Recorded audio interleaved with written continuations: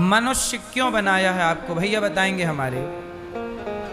आपको ईश्वर ने मनुष्य क्यों बना? क्या उद्देश्य, क्या सोचकर ईश्वर ने आपको रचा होगा? क्या उद्देश्य लेके आप आए हो धरती पे? क्या गोल है आपका? क्या पाना है आपको?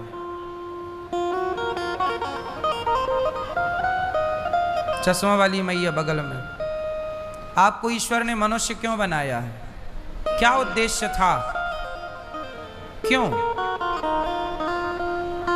है? किसको पाना? भगवान को पाना। भगवान ने तो बनाए है या उन्होंने तो भेजा है? उन्होंने तो अपने से यहां भेजा। जाओ, क्यों भेजा?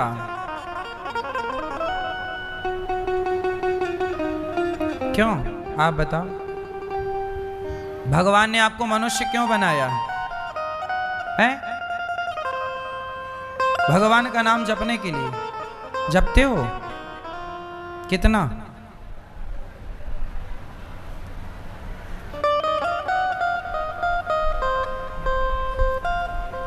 एक बात बताओ, तुम्हारा पिता तुम्हें बाजार भेजे किसी काम से और तुम बाजार में जाओ और बैठो और पिता का नाम जपने लगो, पिता पिता पिता पिता पिता पिता पिता, और काम ना करो तो लौट के आओगे तो बाप तुम्हारी आरती उतारेगा कि चार जमाएगा कि नहीं?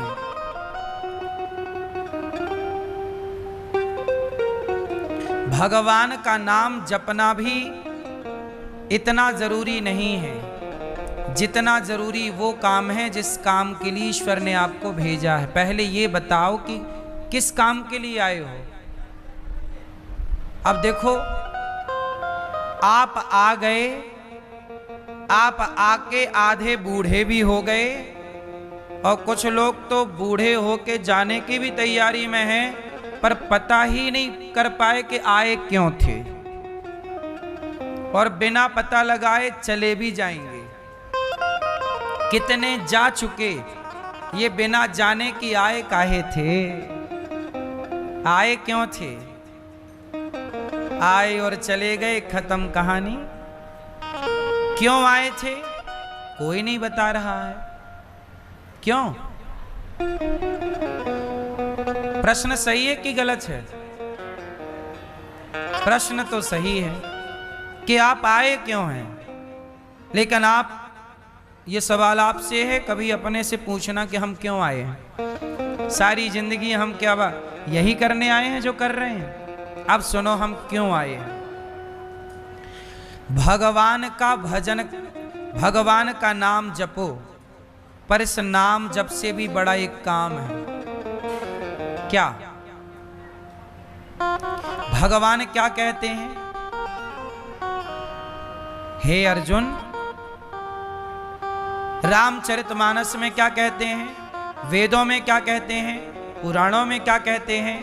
धर्मो रक्षति रक्षिता। भैया आप सत्य बोलो, सत्यम वद। क्या, किस रास्ते पर चलो? सत्य के रास्ते पर चलो, सत्य बोलो, दया करो, और परहित सरिस धर्म नहीं भाई। हम क्यों आए हैं संसार में? इसलिए आए हैं कि हमें कोई भी मिल जाए, चाहे कुत्ता मिले, गाय मिले, पक्षी मिले, पशु मिले, इंसान मिले, नारी मिले, पुरुष मिले, कोई भी मिले, यदि उसे दवाई की जरूरत है तो हम दवाई करके उसको उस दुख से दूर करें। भूखा है तो रोटी देकर उसका दुख दूर करें। मतलब हमें ईश्वर ने भेजा है कि जाओ तुम लोगों का दुख दूर करो, जाओ लोगों की हेल्प करो, लोगों की मदद करो। हम उद्देश्य क्या लेकर आए हैं?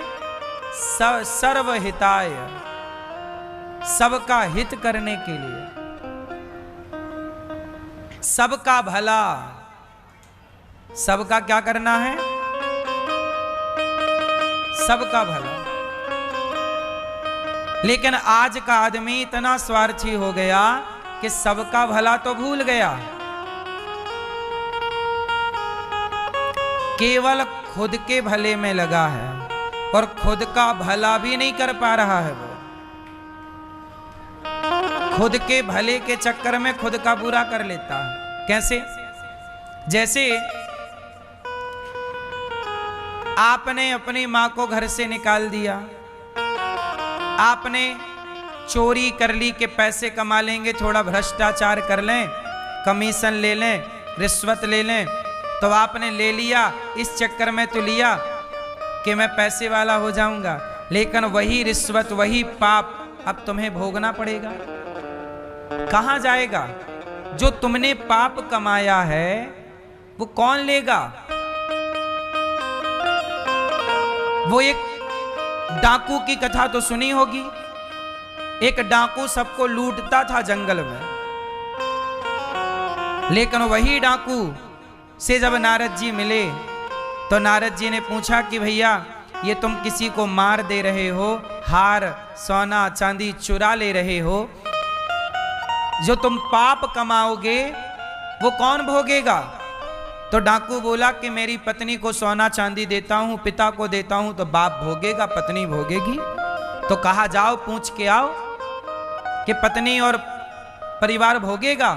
तो वो डाकू गया, पूछा कि पत्नी से तुम्हें मैंने इतना सोना दिया पर मैंने लोगों को मारा है, जंगल से गुजरते लोगों की हत्या की है, तो सोना तो तुमने बांट लिया, पर क्या मेरा पाप बांटोगी? तो पत्नी ने मना कर दिया। और हाँ भी करती तो क्या ईश्वर के विधान में यह है कि पति का पाप पत्नी ले सकती है? नहीं ले सकती। कांटा आपको लगेगा तो दर्द पत्नी को नहीं होगा, या कांटा पत्नी को लगेगा तो दर्द पति को नहीं होगा। जो पाप करेगा वही भोगेगा। पति ने किया है, पत्नी ने मना कर दिया, मैं कैसे भोगूंगी? मैं चाह भी लूं तो स्वामी कैसे? ईश्वर का विधान नहीं है। पिता से कहा, पिता ने मना कर दिया।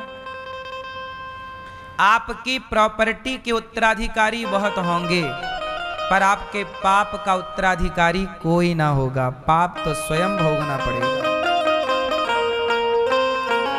इसलिए आज का आदमी पाप करता है तो पाप करने वाला क्या खुद पर उपकार, खुद का भला कर रहा है? आप पाप करके किसका बुरा कर रहे हैं? बोलो जोर से। खुद का। किसका बुरा करोगे?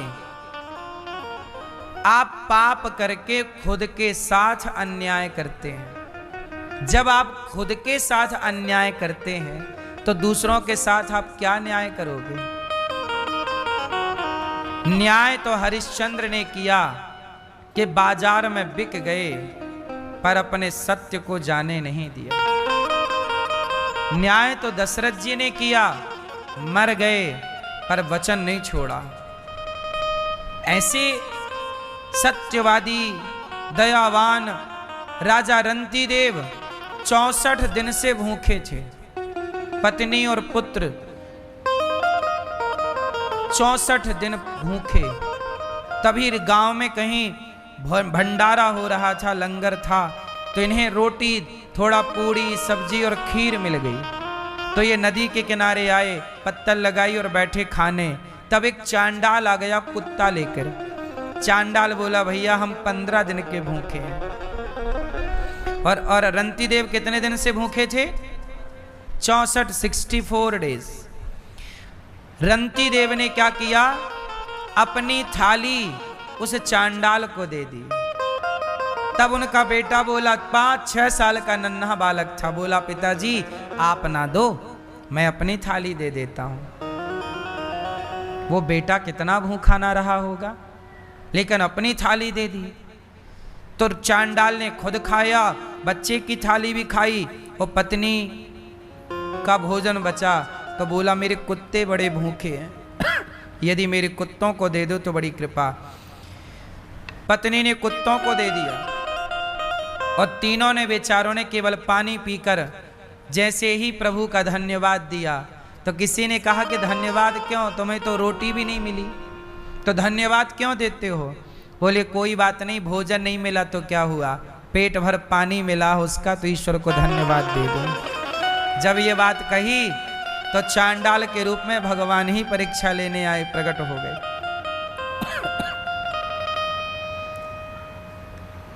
अब बताओ, खुद भूखे रहकर लोगों का पेट भरना, ये है ना मानव जीवन की सार्थकता। लेकिन आजकल तो आदमी दूसरों की थाली से रोटियां छीन रहा है, दूसरों के पेट में लात मारे जा रहा है, और फिर कहता है कि मैं इंसान हूं। एक बात बताओ, क्या ईश्वर ने आपको इसलिए भेजा था कि जाओ तुम दूसरों का हक मार के खा जाना, जाओ तुम भ्रष्टाचार करना, तुम देश के साथ गद्दारी करना, तुम लोगों को ठगना छलना? क्या ईश्वर ने हम सबको इसलिए भेजा है? बोलो मेरी मां, पूछना ये सवाल सब लोग अपने आप से कि इस संसार में आने का मूल उद्देश्य क्या है, क्या करने आए हैं हम सबके काम आए, सबकी सेवा करें।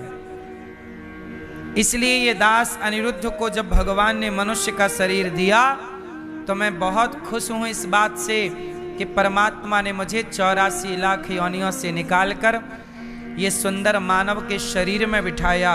अब इस शरीर से जितना हो सके सेवा कर लूं, क्योंकि ये शरीर आज है कल नहीं रहेगा। ये शरीर भी मेरा रोज जा रहा, मैं रोज मर रहा हूं।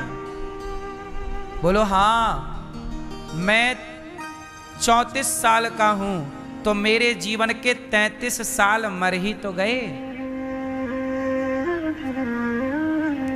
मैं 34 वर्ष का हूं तो मेरे जीवन के 33 साल क्या हुए, मर गए। मेरा लड़कपन मर गया, मेरी जवानी मरी जा रही है। मैं अपने से सवाल करता हूं अनिरुद्धाचार्य, तेरा लड़कपन मर गया, ये जवानी मरी जा रही है, ये बता तूने क्या पाया इस शरीर को पाकर? तो मैं ईश्वर से कह पाऊंगा कि प्रभु आपने शरीर दिया था तो मैंने किसी का गला नहीं दबाया, किसी की थाली से रोटियां नहीं छीनी, बल्कि सबको सबकी थालियों तक रोटी पहुंचाने का काम इस शरीर ने किया है। इसलिए गौरी गोपाल लंगर चलता है, भंडारा। 25 से 30 हजार लोग पर डे भोजन करते हैं यहाँ पर, आप चेक कर सकते हैं।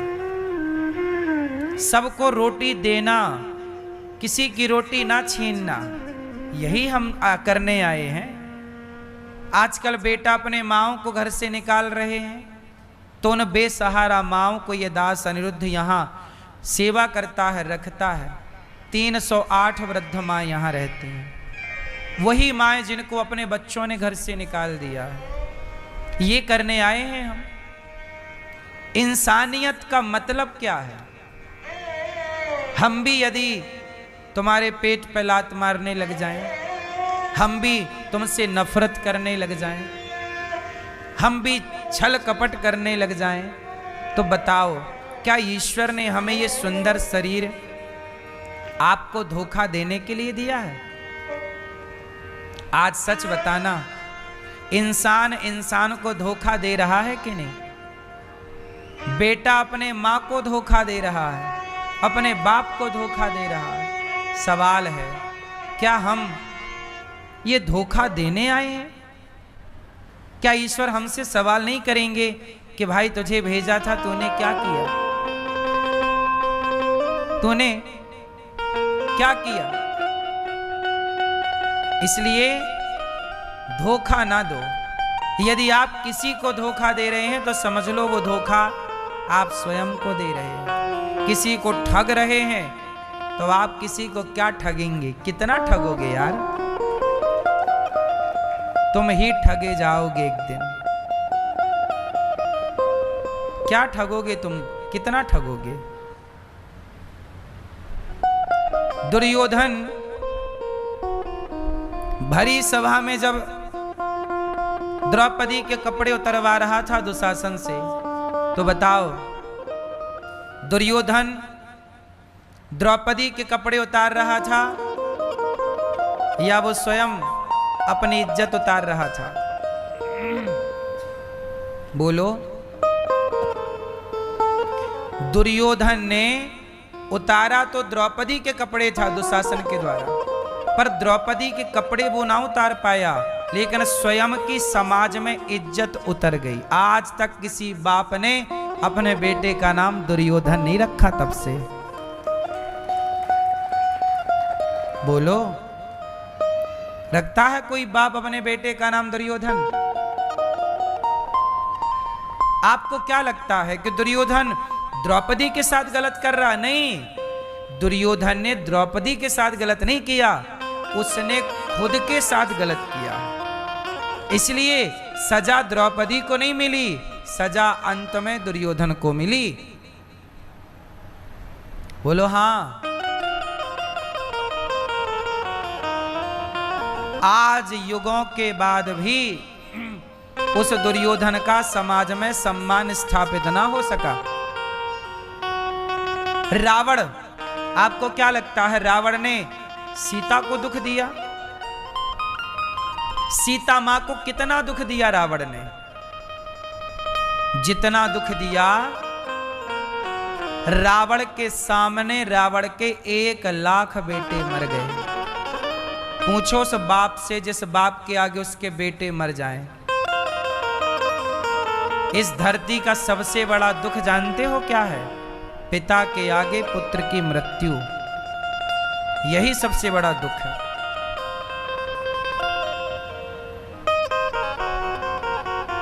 रावण से पूछो, तेरे 1,00,000 बेटा मर गया, तेरा इतना अच्छा बेटा मेघनाद था, बहुत अच्छा था मेघनाद, मर गया कि नहीं? रावण ने सीता मां को कितना दुख दिया होगा, लेकिन स्वयं को कितना दुख दिया। आपको क्या लगता है, आप दूसरे को दुख देंगे तो आप सुखी हो जाएंगे? इस धोखे में ना रहिए साहब, यहां तो हिसाब पाई पाई का होगा। ये मृत्यु लोक है। क्यों मैया, बात समझ में आ रही है ना? रावण ने बताओ सीता मैया को ज्यादा दुख दिया कि खुद को ज्यादा दुख दिया? बोलो। 1,00,000 बेटा मर गए, 1,25,000 नाती मर गए। बेटे के बेटे 1,25,000 थे, और दादाजी को बेटे से ज्यादा पोता प्यारा होता है। उस दादा से पूछिए जिसके आगे उसका पोता चला जाए। अब रावण वो दादा था जिसके आगे उसके पोते मर गए युद्ध में। 1,25,000 और 1-2 नहीं, और 1,00,000 बेटा। सोचिए जिसके घर में 1,00,000 स्त्रियां विधवा हो गई होंगी, वो अपने घर की स्त्रियों को देख के कैसा रहा होगा? जहां चारों तरफ चीख पुकार मची हो। पूरी लंका में चारों तरफ केवल रोने की आवाजें थीं। जिस लंका में कभी किलकारियां गूंजा करती थीं, जिस लंका में कभी ठहाके और हंसी गूंजा करती थी, उस लंका में चारों तरफ केवल रोना रोना रोना रोना, महिलाओं का चीखना, रोना ही रोना सुनाई पड़ रहा है। किसके कारण? रावण की गलत चाह थी ना। तुम दूसरों के साथ गलत करोगे, तुम किसी पत्नी को उसके पति से अलग करोगे, तो तुम्हारे को ईश्वर नहीं देख रहा है? आज मैं ये बात उन मर्दों को कह रहा हूं, उन पुरुषों को कह रहा हूं, जो तुम अपनी पत्नियां छोड़ छोड़ कर तुम दूसरों की पत्नियों को ताकते हो। तुम यदि दूसरों की स्त्रियों को ताकते हो, तो रावण ने भी तो ताकी। परिणाम रावण का क्या हुआ? तुम बच जाओगे? रावण जैसे नहीं बचे। तुम किस खेत की मूली हो? इसलिए बचो गलत काम करने से। ये कथाएं, ये इतिहास केवल पढ़ने के लिए नहीं है, जीवन में उतारने के लिए है। इस रास्ते पर चलने के लिए है कि हम ये गलतियां ना करें। इतिहास में हुई थी तो परिणाम क्या हुआ, हम करेंगे तो परिणाम क्या होगा। आज एक स्त्री गलत करती है तो क्या उसकी सजा उसके पूरे परिवार को नहीं मिलती? बोलो। अब बताओ, अभी एक लड़की ने अपने पति को हनीमून मनाने के बहाने और खाई में मार के फेंक दिया। राजा नाम का लड़का, सोनम नाम की लड़की। चलो, वो सोनम ने तो पति का मर्डर किया अपने यार के लिए और वो तो जेल में बैठ गई। लेकिन एक बात बताओ, क्या आज भी उसके पिता को, उसकी माँ को, उसके भाई को क्या आज भी समाज सजा नहीं दे रही है? गलती तो उस लड़की ने की, पर समाज की नजरों से तो उसका भाई भी गिर गया ना। समाज क्या उस भाई को, उस पिता को, उसकी मां को सम्मान देगा? जबकि उसकी मां की क्या गलती थी, उसके भाई की क्या गलती थी, उसके बाप की क्या गलती थी? उसके बाप ने तो अच्छा तेरे लिए लड़का ढूंढ के दिया कि मेरी बेटी खुश रहेगी, ये लड़का अच्छा है, इसका परिवार अच्छा है। तेरे लिए तो बेहतर प्लानिंग की थी, पर गलती तूने की लड़की, तेरी गलती से तू तो जेल चली गई, सजा तुझे मिली। पर याद रखना, उसके माँ बाप को सजा मिली कि नहीं मिली? बोलो। समाज की नजरों से वो गिर गए कि नहीं वो माँ बाप? लोग तो यही कहेंगे ना, तेरी बेटी देख, तेरी बहन देख। ये लोग सोचते नहीं हैं। आप कोई भी काम करते हो, उसका प्रभाव आप पर, आपके परिवार पर, आपके समाज पर, आपके देश पर पूरा पूरा प्रभाव पड़ता है। इसलिए कहते हैं हमारे ऋषि मुनि कि बिना विचारे जो करें सो पाछे पछताएं। अब वो सोनम पति को मार के अब जेल में बैठी क्या कर रही होगी? खुश हो रही होगी क्या कि मैंने बहुत बढ़िया किया? क्या वो वहां नाच रही होगी क्या? वो अपने हर पल घुट घुट के मर रही होगी कि मैंने ऐसा क्यों किया? पर अब पछताए होत क्या, जब चिड़िया चुग गई। अब क्या होगा? अब तो हो ही गया जो होना था। इसलिए कहता हूं, बिना विचारे जो करें सो पाछे पछताएं, और काम बिगाड़ें आपनो, जग में होत हंसाएं। इसलिए भगवान ने आपको ये मानव शरीर दिया है तो आप अच्छे काम करिएगा।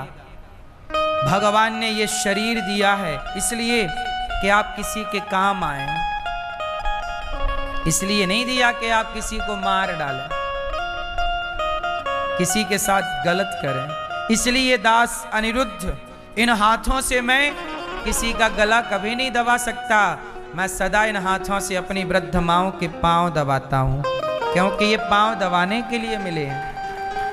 अपने पिता के पांव दबाओ, अपने माता के पांव दबाओ, ये अपने पति के पांव दबाओ। ये हाथ मिले हैं सेवा के लिए, हाँ या ना?